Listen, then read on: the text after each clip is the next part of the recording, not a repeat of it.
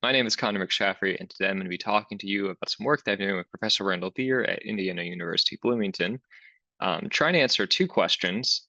The first of which is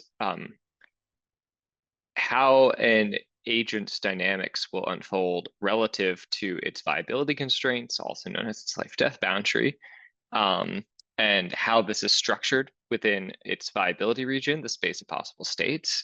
And the second part, which is a complexification of this, is asking how the presence of noise alters these outcomes.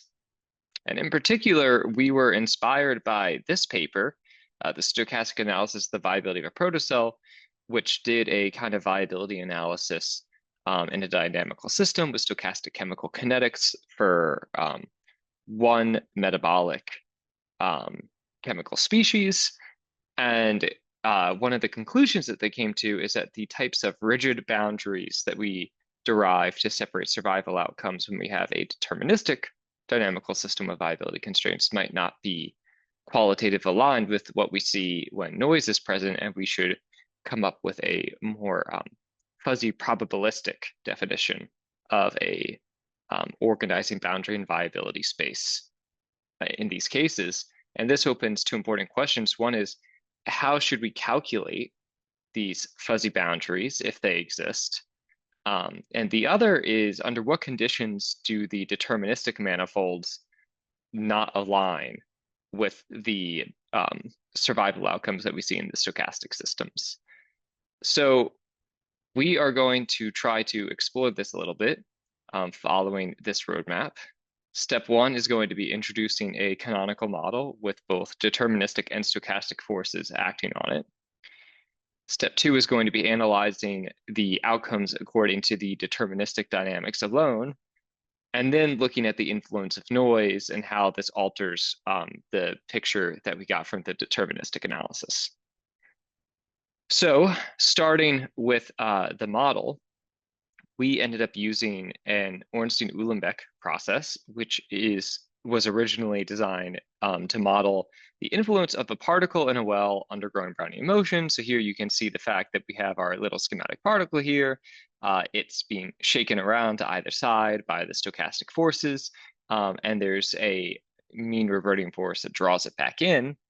And this gets used as an example a lot in physics, but more recently, it's also been used to study lifespan in E. coli, mice, and humans, because you can think of the kind of mean reverting potential here as establishing a sort of homeostatic regime where following perturbations, it gets drawn back in.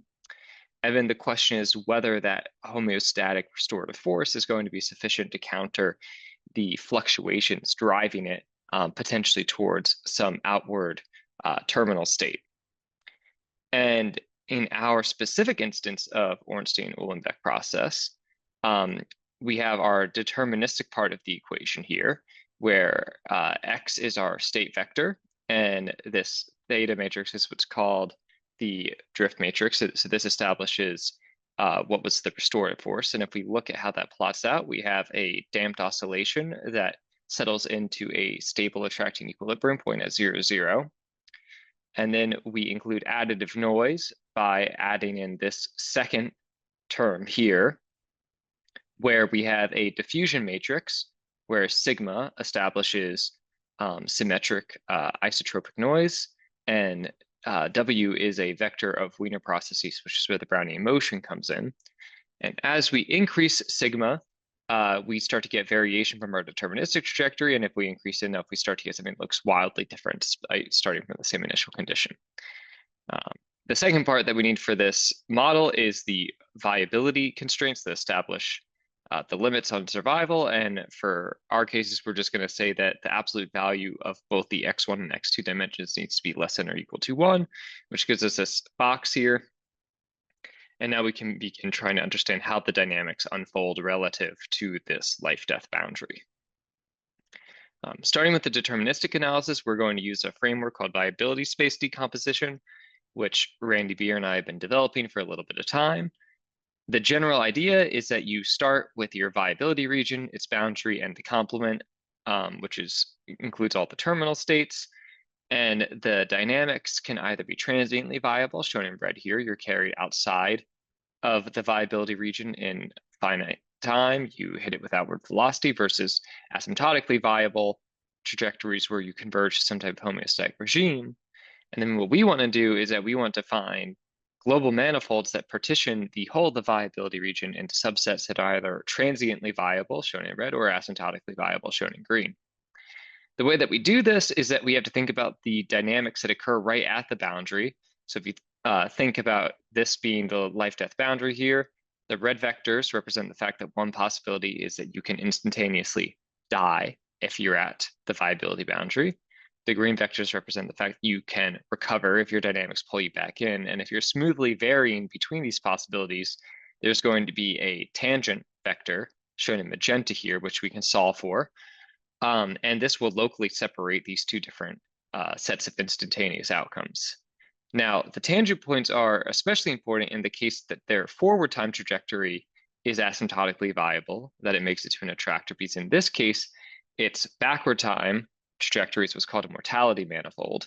And here we can see these magenta points are where the tangencies occur, and the backward time trajectories, the mortality manifolds, separate the regions of, or the subsets of the viability region where the system will either successfully converge to the attractor without dying versus the ones where it is going to perish, shown in red.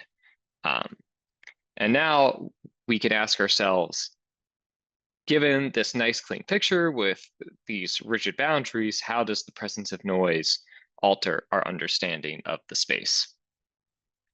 So in particular, when we're working with stochastic dynamical systems, we can imagine the kind of individual variable trajectories like I showed you before when discussing the model.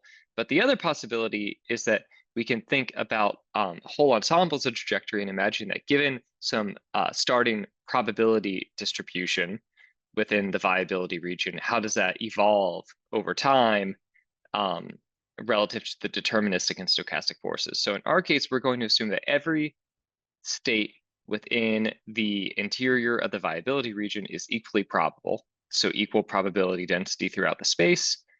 And then we are going to write out what's called a Fokker-Planck equation.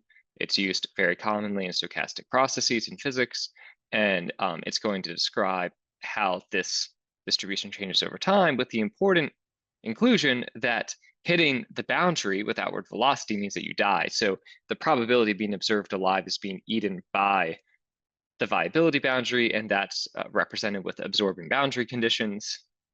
And if we run this system forward in time, we get something like this, where the deterministic spiral dynamics are contracting this inward, and then we have some diffusion terms, so you get contraction, but not absolute convergence. If we then end up taking this initial distribution for the probability density and then running it under noise conditions of varying strength, we see that we continuously get this rotation initially, although you can already start to see some slight differences here. And if we run it up to t equals 5, which was long enough for the asymptotically viable trajectories to converge in the deterministic case, you get a much tighter fit to where we know the attractor is when noise is low, starts to spread out more. And then in this case down here, it looks relatively diffuse, but you really need to pay attention to the scale on the side. The odds of being observed alive in the high noise condition is not very high. So this is a little bit difficult to understand, though, so we can get a better coarse summary if we integrate over the probability of being observed alive at different points in time throughout the entirety of the viability region. And if we do this, what we see is that in the low noise case, we see an initial dip, but then even though it's still technically going down, things remain relatively stable from that point forward. As you increase noise to 0.5, you're still have a pretty decent chance of being observed alive. It's not negligible, but it's dipping pretty quickly, especially as t goes out to 5, whereas for the high noise condition, the odds that you're going to be observed alive within the viability, well, the odds that you're going to be within the viability region at that point are incredibly, incredibly low. So this gives us a useful high-level understanding, but we really want to know how being at different places within the viability region impacts your expected survival outcomes, not just this overall summary of the whole space.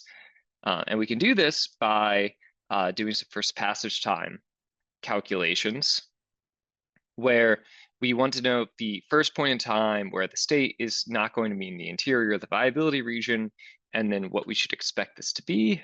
So the average expected survival time for each point, and the low noise condition we can see that's roughly 200 towards the middle, practically zero out in these spaces here in the corners. And what's in magenta here is our deterministic mortality manifolding. You see that actually carves out the space pretty well. With some fading of the expected survival time on the one side and then effectively complete darkness comparatively on the other. And then if you increase noise, you can still see a correspondence, but I want to draw your attention to the fact that we've rescaled the plot here. So towards the center, the highest expected survival time is about 6 time units, where it was 200 before. And by the time you increase noise to 1, you're really not going to live that long at all. You've basically overpowered the deterministic dynamics, and it's just a matter of your distance from any of the viability boundaries. Now,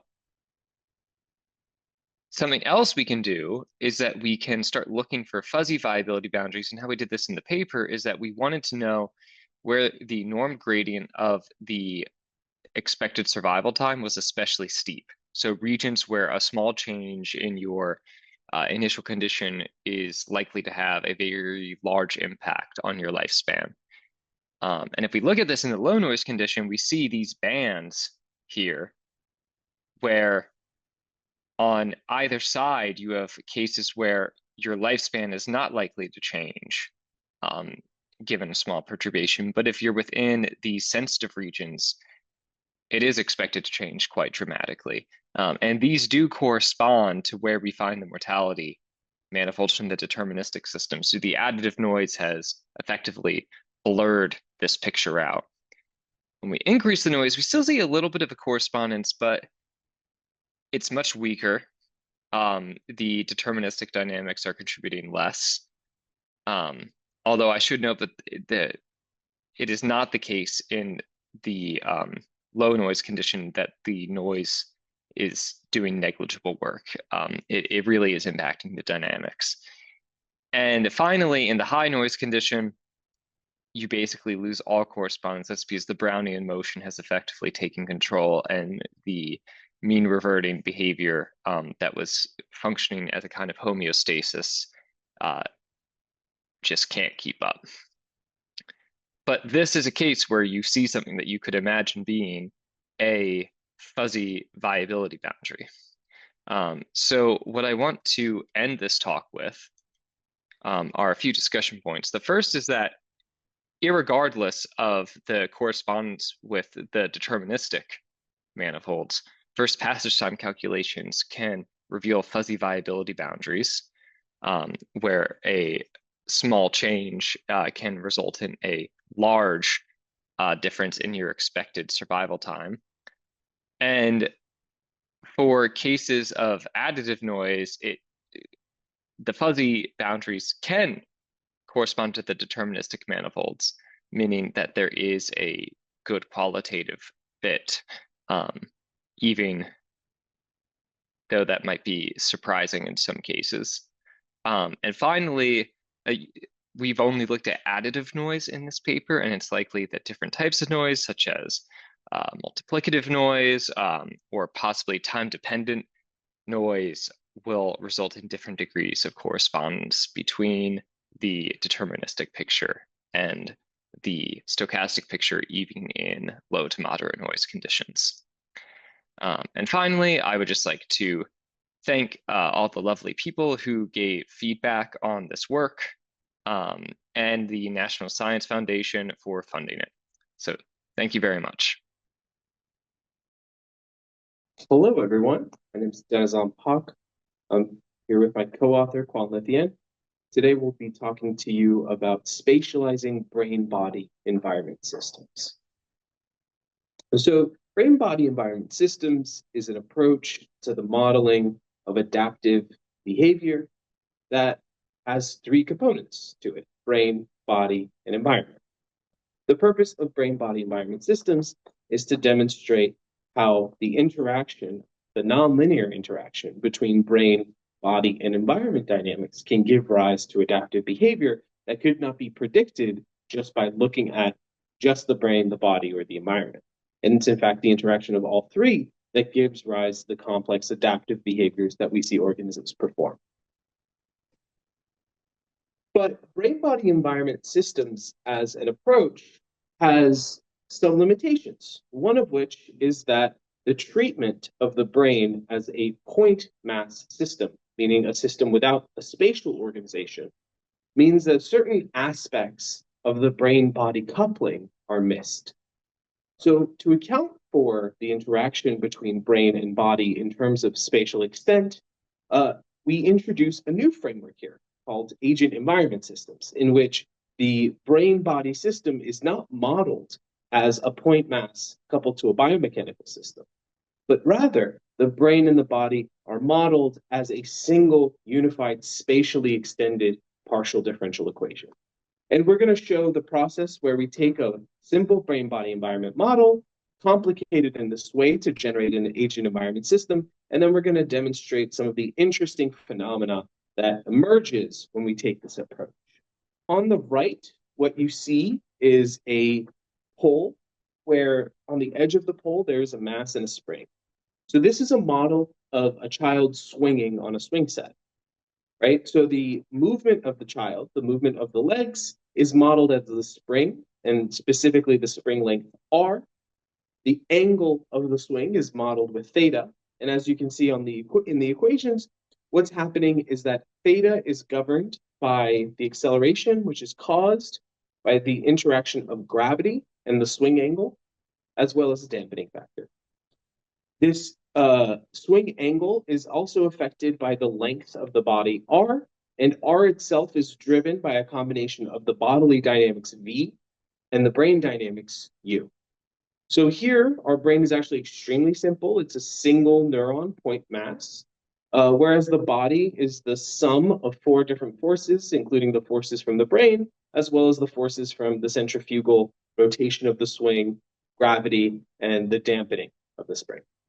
So we start with a classical analysis that is performed in this kind of system. That's linear stability analysis. A represents the sensory coupling. So A represents how strong the sensory input from the body to the brain is in terms of the brain's response. When A is 0, the brain does not produce any forces. As a result, the body stays in the same place, and the swing slowly stops at the middle point, where its angle is 0. And that's what we see in this linear stability analysis. The blue point represents that stable fixed point where the swing is 0, and the green represents the unstable point where the swing would be upside down. Now, we can also look at what happens to A as we fix the swing. So in this case, what we see is that the swing doesn't move, but R in our second panel here goes up and down and gets longer and longer. So this is the result of the higher feedback between the body and the brain. As the body gives, as the feedback parameter A increases, meaning that the more stimulation the body provides to the brain, the larger that oscillation becomes that allows the agent to sort of go up and down. This is what happens when the swing is fixed, but we can also introduce movement in the swing. So what happens when we see movement as well in the swing as well as movement in the body?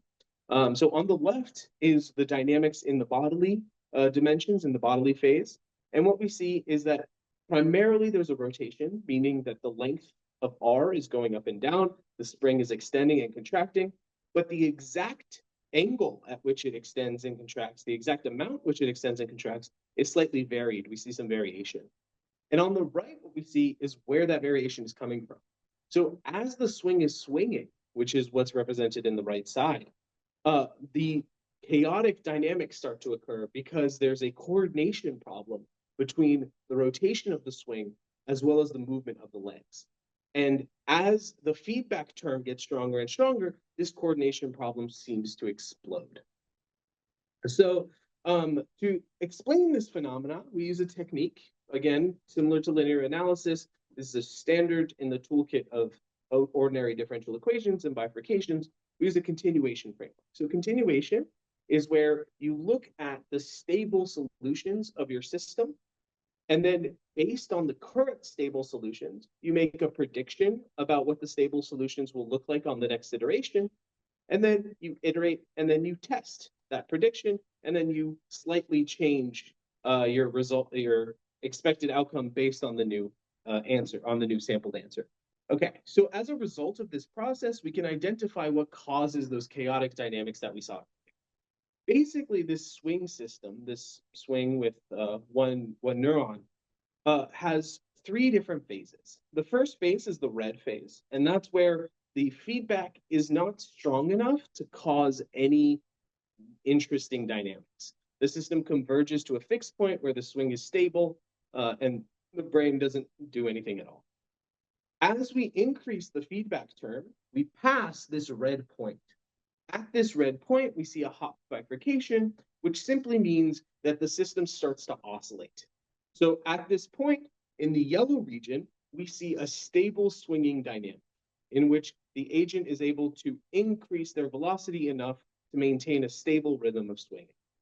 However, as feedback gets even further, we pass the first period doubling bifurcation. Intuitively, this is when the swing flips over the top. But as we keep increasing the feedback, eventually we get to a point where there is a cascade of period doubling bifurcations.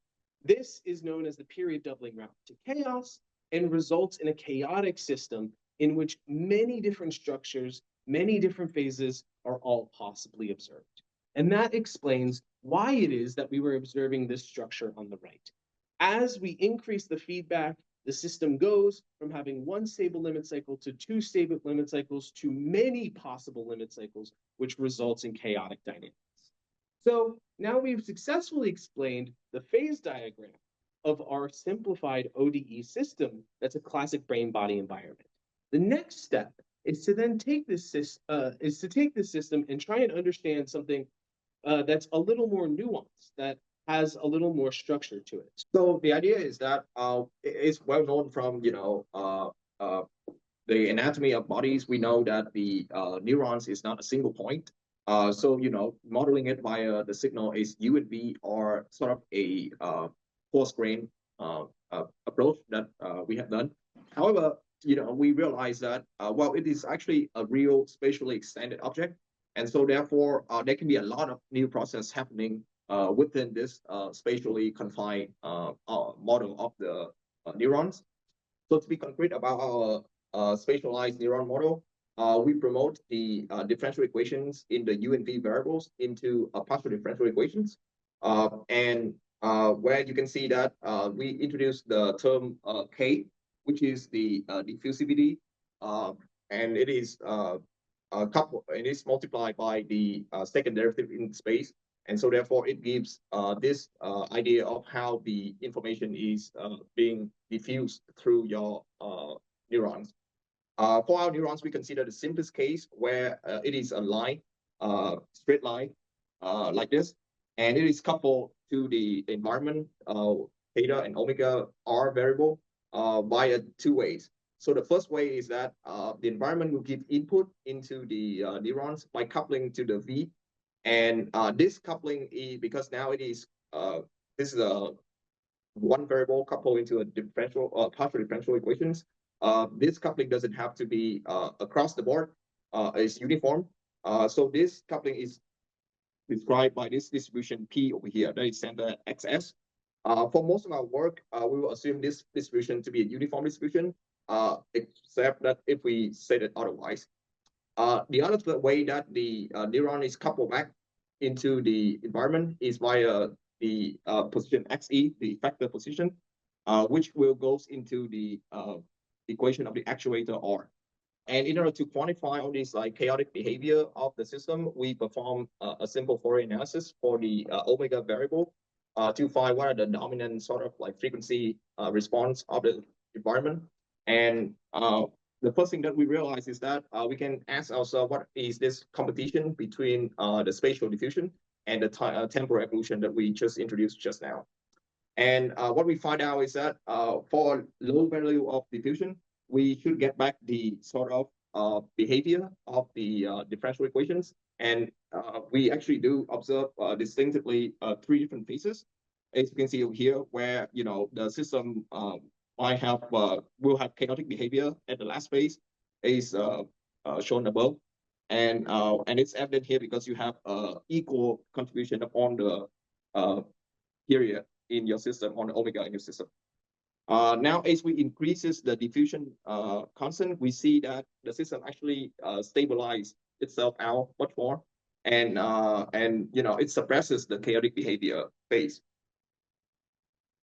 The next thing that we can play around with is to ask ourselves, so does it matter that where the environment actuator R is connected to the neuron? So this is represented by the position XE. And the reason why this is interesting is because at a two boundary condition point, we fix the neuron activity to be 0. And so therefore, the closer to the boundary condition, the more mild this sort of neuron activity will affect the environment.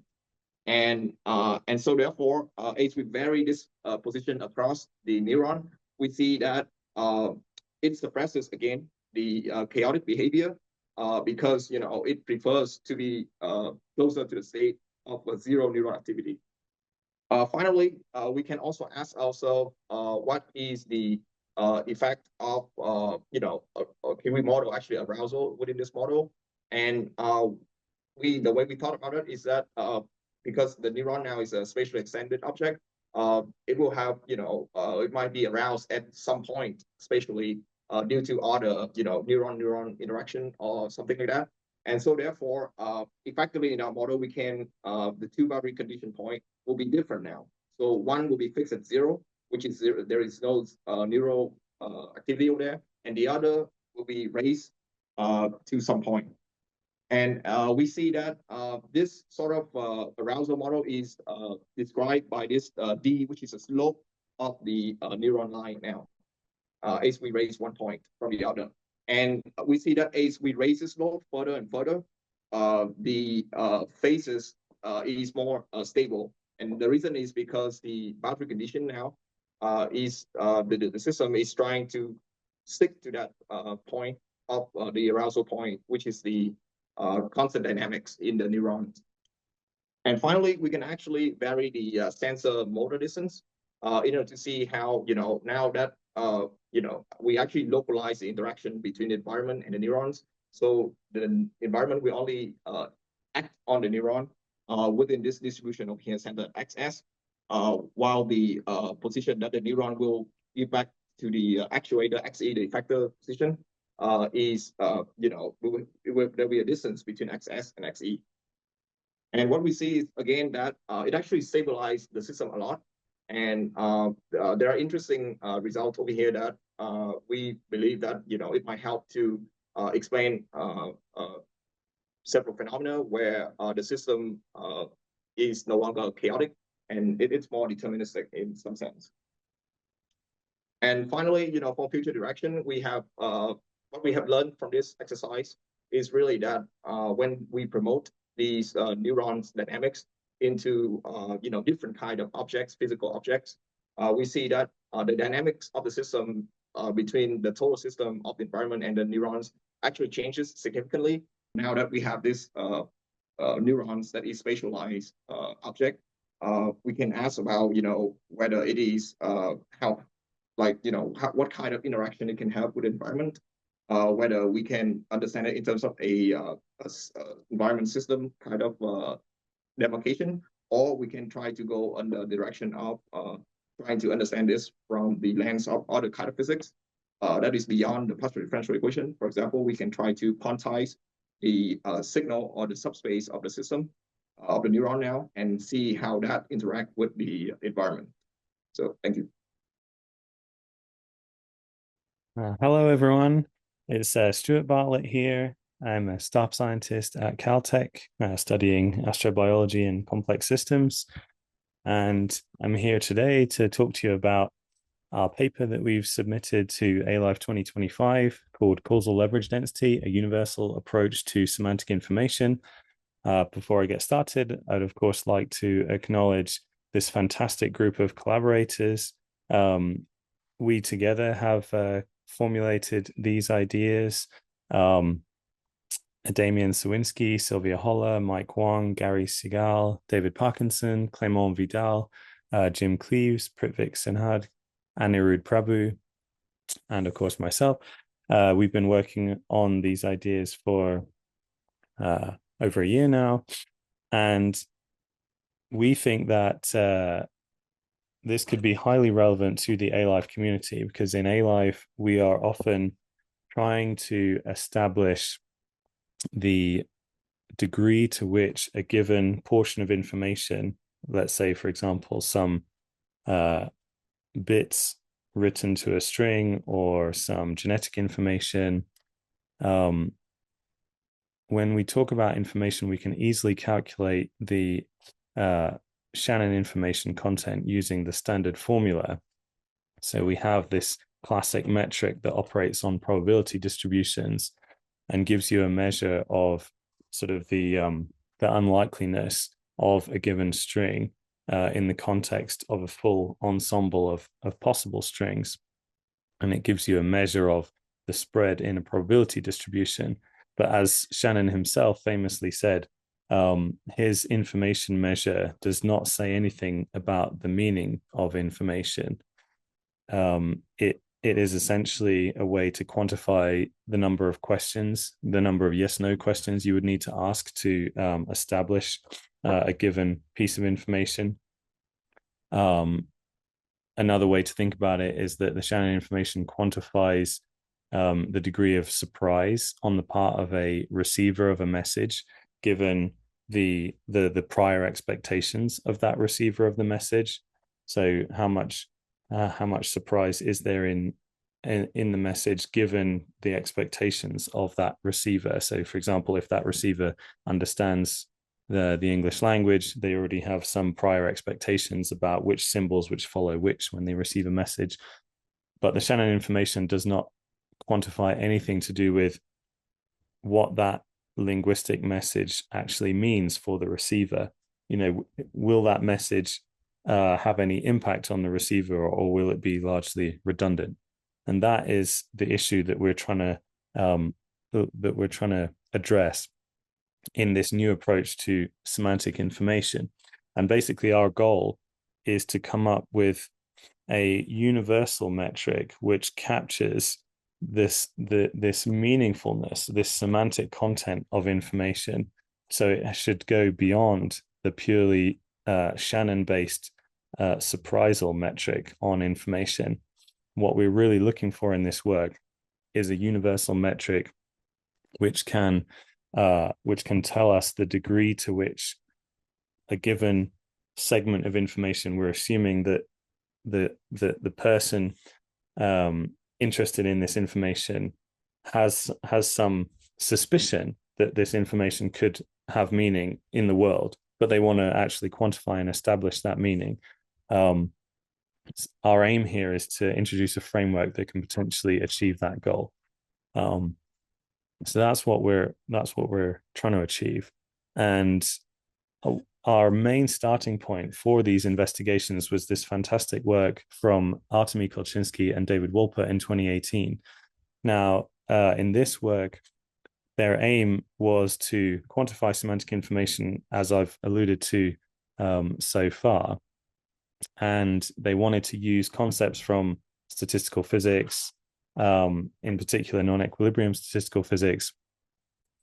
And their primary goal was to establish the meaningfulness or semantic content of information as it pertains to agents, and in particular agents' viability. So in this work, their framework allows you to quantify semantic information by performing interventions on potential information storage repertoires or correlations between an agent and its environment.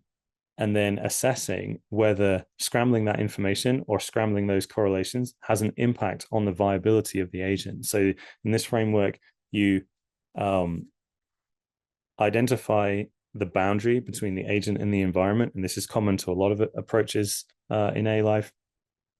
Once you've established the boundary between the agent and the environment, you then, in principle, in the ideal case, of course, in practice, it's might be difficult, but in principle, you pass through all the possible information scrambling operations that could disrupt any correlations or communication channels between the agent and its environment.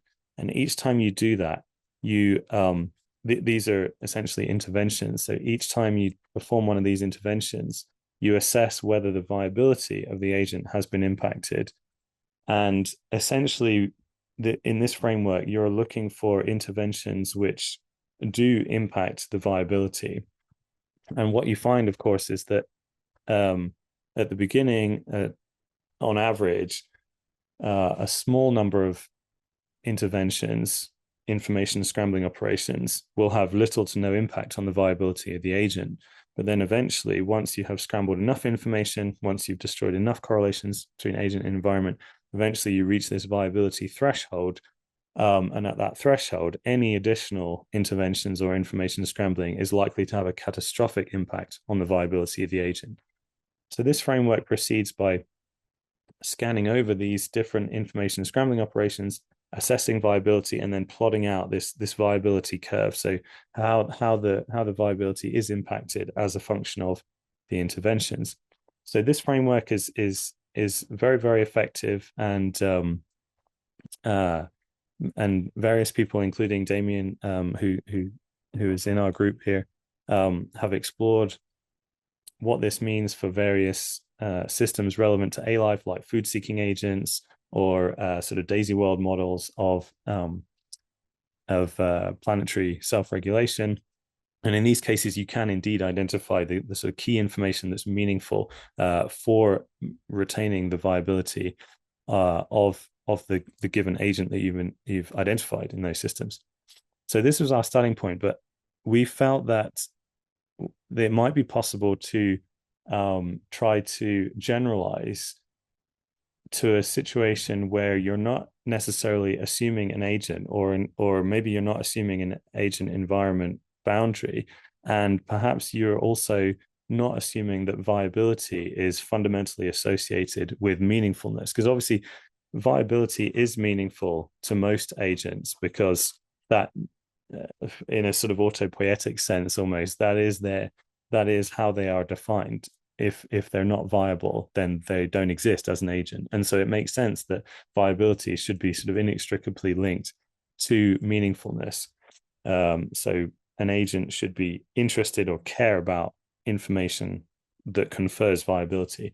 But at the same time, we can also think of a lot of situations where information is meaningful but has no impact on viability. So, for example, in our own human lives, you might read a book or watch a movie which is very meaningful to you, in the sense that it influences your behavior. It encourages you maybe to take up a different hobby or to explore a new country, and it could have a significant impact on your life. And if someone was to say, was that movie or that book meaningful to you, you'd say, oh yeah, it had a big impact on me, but it may not have influenced your viability in the slightest. So, for example, if it didn't affect how many children you have, if it didn't enhance or reduce your physical health, then in terms of viability, like the viability-based semantic information content would have been essentially zero. But at the same time, that information was meaningful to you. So we really wanted to explore the possibility of a semantic information metric that was not fundamentally tied to viability, to take account of all these situations where agents or even just systems in general can be significantly influenced by some information, but not in the sense of losing or gaining viability. And so really, it both in Artemis' viability-based approach to semantic information, and indeed in our approach, what we're really interested in is whether a given quanta of information has causal power. And so in general, and this is a beautiful diagram that Damian produced, In general, our framework can be represented in this way. So we imagine that our system is represented by coordinates in phase space, which in this image are in the sort of two-dimensional plane, and we have time running upwards. And just note that when I say degrees of freedom, I mean all of the degrees of freedom that are necessary to describe the state of the system. So it could be sort of overrepresented. In fact, it's overwhelming in general, it's likely to be overrepresented. However, one can always sort of coarse grain, but it's better to start with all the possible degrees of freedom that might be necessary to describe the state of the system. So here we're assuming we've got all of that state information in this two-dimensional plane representing the degrees of freedom. So our system begins at t underscore I, and then at this first moment t1, we intervene on the system, we scramble some information which we think could be relevant to the system, could be meaningful. And then, of course, there's going to be some divergence. We have changed the system, so it has to diverge somehow. And then the question is, what does the system do in the long term? So it might, for example, continue diverging. So if we were to follow this pink timeline, we've intervened. The effect of the intervention has had its initial sort of impact by T2. But now, as we progress through time to T3, T4, and then T future, eventually, this pink counterfactual timeline just keeps diverging. So in this case, we would say there's a high causal leverage density, that the information that we scrambled in this intervention has had a big impact on where the phase-space trajectories of this system are going. So the other possibility, which is shown in this blue bundle of phase-space trajectories, is that the system in the long term is essentially unperturbed by our intervention, and the set of phase-space trajectories just reconverge. And then from this point on, the paths that the system takes through its phase space are essentially unperturbed as a function of the interventions that we conducted earlier at T1. And it just continues as it was. There are a couple of other possibilities that we can also consider, of course. So we could encounter situations where an intervention does not perturb the system away from some average bundle of trajectories, but it may just broaden the spread of trajectories. So, for example, we could perform an intervention which undermines a system's ability to perform homeostasis, and it becomes a little bit more spread out in its phase space. Likewise, we could perform an intervention which enhances the system's ability to perform homeostasis, and it narrows itself into a smaller bundle of phase space trajectories. So in general, our goal with causal leverage density is to try and have a single metric which quantifies all of these possible effects. We basically need to, our goal is to quantify these divergences in all their different forms. So this is our general pipeline that we propose. We're still working on all the mathematical details, but the basic set of steps is outlined here. So you've identified some information in your system that you think could be meaningful. You try scrambling that information. You observe this intervened version of the system over some time t, and then you measure the degree to which your phase space trajectories have diverged. So one option, for example, would be to use the Jensen-Shannon divergence of the phase space trajectories at this time t, where t is just some time scale that you've chosen because it's relevant to you. Of course, in general, I mean, whatever you do to any system, if you're taking it at the real global view, everything will reconverge eventually. So causal leverage density could come in a few different versions. So we could use it to measure the sort of instantaneous divergence at some point downstream of the intervention. So the rate at which your information has had causal influence on your system. CLD could measure the sort of average divergence over some finite range of time after the intervention. Or it could perhaps measure the maximum divergence over that period of time. So that the sort of maximum distance that these bundles of trajectories get from one another during this period of time that you're interested in. Once you've measured this phase-based divergence, you can then, as an option, normalize by how many bits you erased during the intervention, and that might give you this sort of universal metric of the degree to which your information was meaningful as a function of how much information you had to scramble to produce this causal influence. So yeah, you could use metrics such as these, Jensen-Shannon divergence, and then maybe the metric could be something like Jensen-Shannon divergence divided by the number of bits that you scrambled in the intervention. But these are the kind of details that are still a work in progress. So thank you for your attention. I hope this is an interesting concept. We're not pretending that it's a fully fledged out framework. We just wanted to introduce the general idea to the ALIFE community because we're aware that a lot of ALIFers are super interested in semantic information, and we hope that there might be members of the community out there who can work with us and help us develop mathematical formalism. And so I look forward to questions and comments, and yeah, looking forward to a fantastic ALIFE 2025. Thank you very much.